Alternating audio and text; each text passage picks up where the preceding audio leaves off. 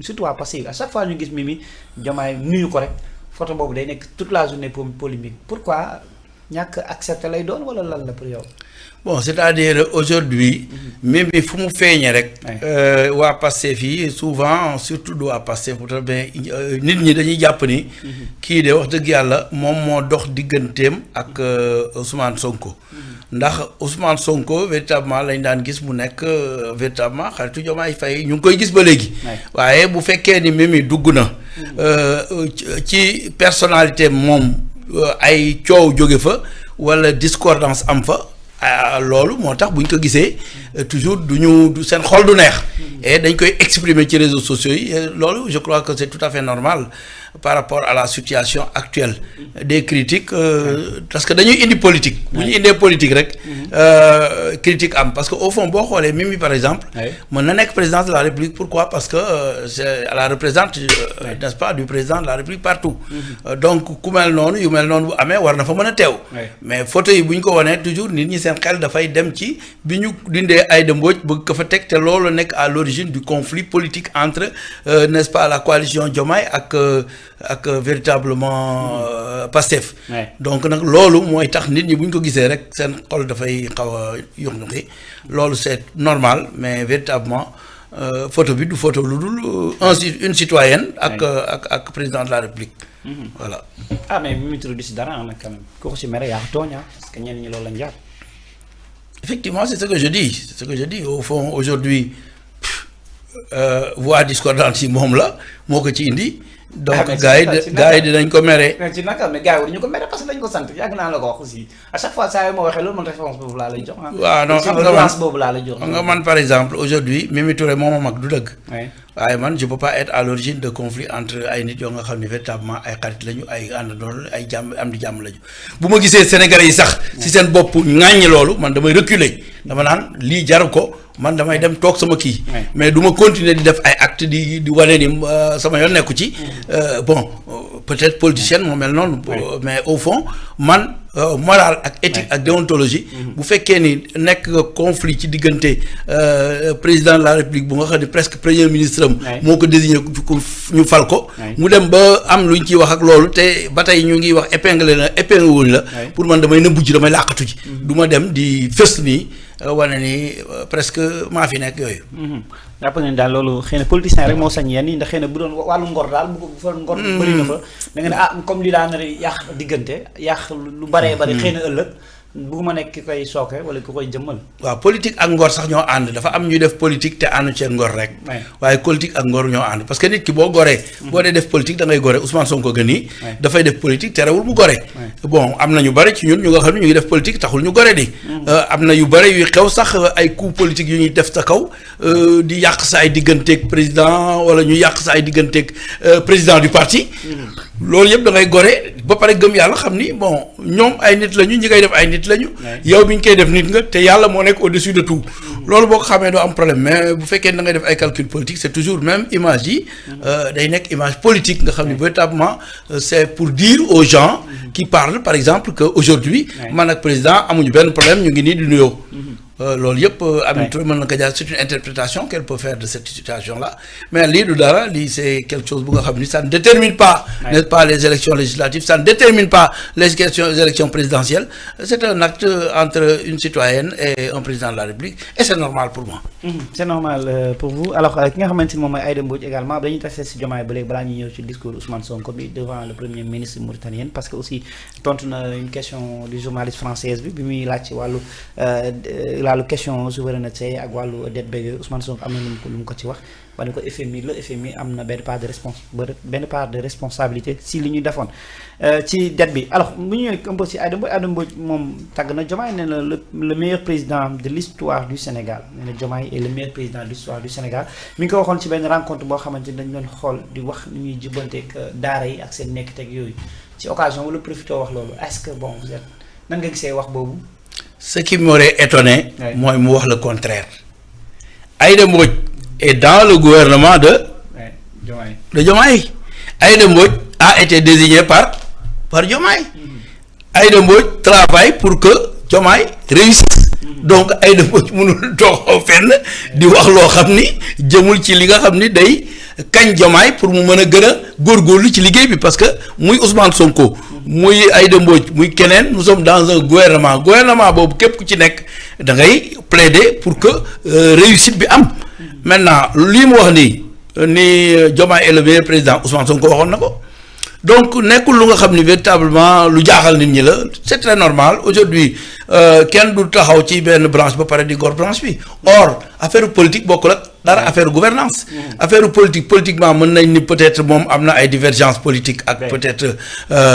président Bassirou Diomaye Diakhar Faye mais au fond boo xoolee sur le plan gouvernemental mais ñoom ils ont le même objectif et ils plaident pour la même cause c'est-à-dire moom aujourd'hui ñi muy financer wala ñi muy dem ak yëpp day cibler ñi nga xam ni loolu la ko président de la République sant loolu la ko premier ministre sant c'est un gouvernement et ils vont dans le même sens c'est le contraire qui m'aurait étonné voilà mais bon dañu nekk si benn contexte bu nga xamante ni képp ku tàgg Diomaye da ngay am ay soucis képp ku tàgg Diomaye rek da ngay am ay problème dañu attaque day bari xëy na ci contexte boobu moom moo tax muy étonné nit yi non Diomaye bu fekkee képp ku ko tàgg da ngay am problème kon man dinaa am problème moi je dis que Diomaye est un bon président de la République aujourd'hui il est en train de faire un travail extraordinaire mi ngi liggéey bu am solo ànd ka ak premier ministre ànd ka ak gouvernement bi ba pare tegu na fi nga xam ni wax dëgg yàlla la ñu doon seen jubal jubanti gis nañ ni wàccagu ko waaw maintenant critiques yi du ñàkk par rapport à la justice te loolu ay démembrement la donc loolu rek moo am mais au fond c'est un bon président. Bassirou Diomaye Diakhar Faye. bien sûr c'est un bon président. kon kenn wul ci mere Aïda Mbodj bu tàggee Diomaye kenn wul. non soxlawuñu ñuy mere parce que kii moom li mu def c'est normal loolu laa la wax. donc nit bu defee lu normal mënuloo ko mere mi ngi mel na quand j'ai dit am na lu ma waxoon lu mel noonu. bi ñu dee dem ci président de la République ma ni dañ ni ñun bu ñu demee xooluñu ku tooñul dañu bëgg ñoom ñu nàkk benn am ku génn ni ma lu tax nga wax xooluñu ku tooñul ma ni que booy àtte histoire da ngay dem fexe ba wàccee apaiser les esprits bu ko defee jubóole leen mais doo dee dellu si histoire bi souvent loolu dafay tax dënn yi di jóg loolu rek laa ko waxee donc yu mel noonu daal vraiment souvent nit ñi war nañ bàyyi xel ci di fay daay bi am daay day am sax nga xam ne daay am na nga am noo waxee pour fay ka waaye boo waxee lu koy yokk loolu baaxul. loolu baaxul mais ki nga xamante ni moom mooy Aïda Mbodj ndax jàpp nga ne acte bi ñuy wax ni xëy na dinañ ko teg ci weer yi di ñëw ndax jàpp nga ne war nañ ko mën a dénk. bon man ab tak coalition Diomaye bu doon sama sago coalition benn lay doon en premier d'abord su doon sama sago coalition du am loolu mooy sama conviction personnelle man dama jàpp ni Pastef tolloon na fu nga xam ni bu demaloon boppam gagné élection yi je vais plus loin tolloon nañu foo xam ni Ousmane Sonko di mu demee ci Sénégal bu génnoon Pastef coppet ba mu fële woote mën na gagné élection yi foofu nag boo fa tolloo dafay dindi l'ère des coalitions c'est-à-dire boo defee une analyse politique profonde de la situation et du modèle social foofu mënoon nga ni man dewuma coalition damay dem directement élection te dinaa ko gagner parce que contexte politique bi moo favorable woon ci coalition parce que coalition bi presque arnaque la nekkoon man noonu laa ko tuddee woon parce que loo xam ni ñii ñëw du ñu indi 100,000 personnes yéen ngeen mat presque 3 millions de personnes loolu bu ngeen coaliser vraiment lañ lay yokk du bëri ci la nga war a gagner waaye comme def nañu coalition pour man coalition bi élection yi jeexee la waroon jeex ndax coalition bi c'était pour élire le président Bassirou Diomaye Diakhar Faye l'objectif étant atteint muy élire nañ ko ba pare pour man dañu war a teg coalition bi ci suuf comme ni ku defoon coalition jot na ci suuf léegi mais loolu amul continuer ni ak coalition bi am na ay divergence d'opinion entre Aïda Mbodj ak ku mel ne Mimi Kane la ñuy teg pour man ki ñu war a teg mooy ki nga xam ni moo nekk dans le parti majoritaire te parti majoritaire bi mooy Pastef donc bu ñu dee dem coalition ki koy jiite Pastef la war a doon c'est un produit de Pastef moo ko war a jiite ñeneen ñi nga xam ne dañu wàll si yaan ci muy ñi nga xam ne dañu bëgg fusionner ak Pastef te fusionner guñu muy ñi nga xam ne aussi dañu ñëw ànd ak ñun te fusionner wuñu ñooñu ñëpp kenn amu ci maturité wala amoo ci légitimité pour jiite la coalition ça je l'ai dit partout et aujourd'hui loolu laa gëm quoi loolu nga gëm alors bon Ousmane Sonko ki nga xamante ni moom mooy premier ministre mauritanien bi El Mokhtar Ould Ndiaye moom nga xamante ni visite de travail bi mu fi amaloon Ousmane Sonko profité na si occasion boobu bon j'allais pas dire profité na si occasion bi mais question bi nga xamante ni benn journaliste française moo ko posé Ousmane Sonko dafa pointé du doigt ci responsabilité FMI ci li nga xamante ni moom mooy wàllu dette cassée bi ak yu mel noonu nan nga gisee Ousmane Sonko toujours égal à lui-même ci ay réponses am ma ngay jàpp ni complice nañ en quelque sorte quoi. waaw FMI mën na doon complice ci loolu. mos naa ko wax. je crois que je suis parmi les premiers à le dire. ci ay émissions partout. parce que xam nga lan la FMI moom mooy abal Sénégal FMI mooy abalaate. boo dee abal nit bët da ngay xool fa mu koy dugal. da ngay xool exactement da ngay am ay missions yoo xam ni dafa noonu ay missions de contrôle. et de veille yu nga xam ni FMI daf ko war a am. dafa war a am également ay outils. yoo xam ni war nañ ko utiliser on est à l'ère du numérique. bu fekkee ni dette am na FMI war na ko maîtriser war na ko xam bu fekkee dette ba ëpp na war na ko xam FMI mën na am ay fonctionnaires yu fa nekk yu nga xam ni. liggéey bañ leen sant pour ñu def ka pour contrôler dette bi defuñu ko. wala ñu nekk complice ci dette bi loolu yëpp mën na nekk. parce que toujours fonctionnaire par exemple un établissement public buy liggéey mën nga fa gis koo xam day liggéey ci établissement bi bàyyi porox ndoll boo xam ni établissement ba xëy na duñ ko yëg ba pare mu doon corruption loolu yëpp les fonctionnaires internationaux man yàgg naa dal seen kaw ci lu nga xam ni fonctionnaires internationaux bien sûr donc yàgg naa di dal seen kaw ci lu mel noonu nee naa li ci ëpp banque mondiale ak kii am na ay fonctionnaires yu nga xam ni au fond bon ils sont là pour eux dafa am lobby bu fa nekk yooyu yëpp day am te dafay décrédibiliser institution bi parce que boo xoolee boo lebalee nit war nga contrôler fan la koy dugal war nga am un système n'est-ce pas d'alerte et de veille boo xam ni lépp lu fa am war nga mën a alerter mais bu demee ba 119% bu doon dafa nekk 60 dañu déclarer 70% mu nekk 74%. loolu doon naa ni FMI war na ko mën a gën gis waaye dafa ëpp. dafa doubler. li dem ba doubler nag nga xam ni près du double kooku FMI mënul toog. wala am na ci responsabilité bu fekkee ni loolu am na war nañ ko pointer du doigt. aujourd'hui bu ñu defoon réunion dëkk yi nekk FMI yëpp ñëw objectivement wax mais dinañu joxañ FMI. di ko sa liggéey ndax def nga ko pourquoi nga dem ba dette bi mën a toll fii te yow yëguloo ko. pourquoi la maîtrise de la dette yow tamit ànd sol si def ak mission yi. ba pare yow si sa bopp war nga situer les responsabilités ñi nga xam ne dañuy liggéey ci FMI. loolu yëpp moo tax Ousmane Sonko wax li mu wax. c'est-à-dire mënuñu am dette cachée te FMI. ñëw raxas ci loxoom ni moom véritablement yoonam nekku Sénégal rek moo caché dem déedéet loolu bu amee FMI dafa war a xam benn ni ñi doon caché dette bi ak ñi feeñal mbir mi bokkuñu objectif ñi doon caché dette bi jubuñu waaye ñi nga xam ni dañu ñëw toog feeñal mbir mi ñooñu wane nañ jubal jubanti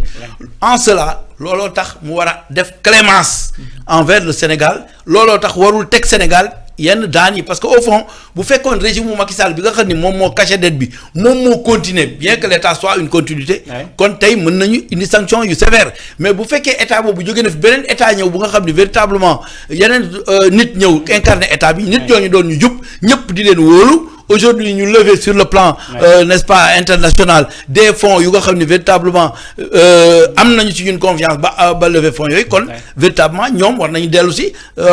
parce que ñoom seen mission dafa war a nekk mission bu nga xam ni fexe ba réew yi développé la warul nekk mission bu nga xam ni dañuy xoññañal réew yi loolu yëpp je crois que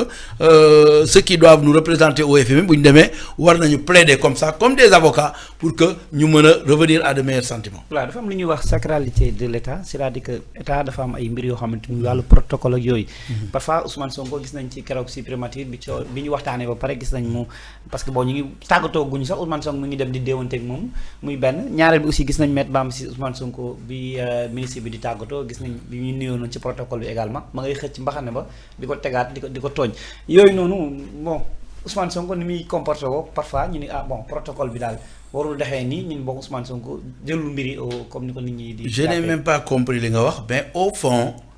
le protocole n'exclut pas n'est-ce pas le bon vivre ensemble.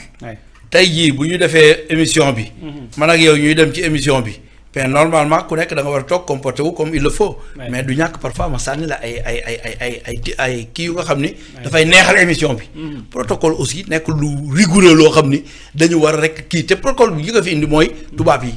rek lañ topp. mais protocole boobu est-ce que warul intégrer tuuti suñu ay tradition ak suñu ay valeurs. parce que kii africain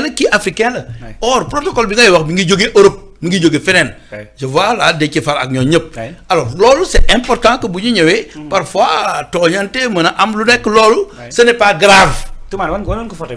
bi tuuti. c'est-à-dire ça n'entrave pas. parce que yaa ngi gis ñuy xëcc mbaxane Maître Bamba Cissé di ko taquiner comme ça. si dafa naa defaraatal sa mbaxane yooyu yëpp moom da koy def Ousmane Sonko il est comme ça. ah bon loolu la ko wax. si man yu mel noonu mën na di xool sa mbaxane mi ngi mel na ndeysaan am na yu mel noonu yu bëri yoo xam ne mën naa ko nettali ci moom alors même bu fekkee dafa nekk ici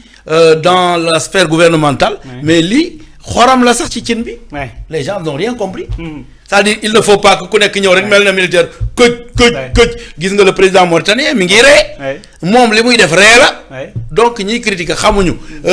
Déthié Fall mi ngi nii di ree mon ami Fofana mi ngi nii di ree alors donc ce qui veut dire que c'est comme ça que ça se passe maintenant kële ci ginnaaw moom warul ree moom mooy garde du corps wala mooy def leneen ka nga xam ne ñooy nekk garde du corps ñoom dañu war a attentif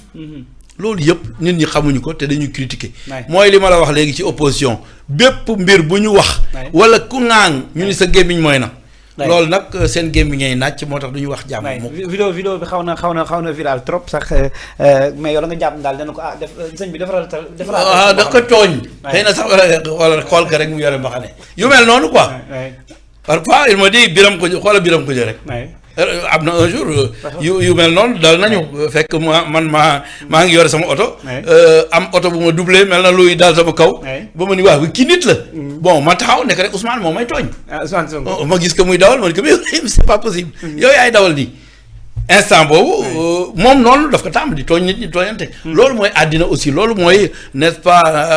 quelqu'un de naturel loolu mooy quelqu'un bu nga xam ni véritablement amul dara lu mu garder quel que soit fu mu mënti nekk loolu c'est extrêmement important te lii dafay détendre même l'atmosphère c'est extrêmement important mi ngi noonu waaw muy xëcc mbaxana kii bi gis nga voilà tegaat ko lii du dara gis nga daf ko tooñ rek la mi ngi rey alors ñoom dañu bëgg ni da nga war a ñën këj loolu amul fenn waaw te protocole boobu ñuy wax comme ni ma la waxee tubaab yee ko fi indi voilà alors ki nga xamante ni moom mooy yaakaaru Barthélémy Dias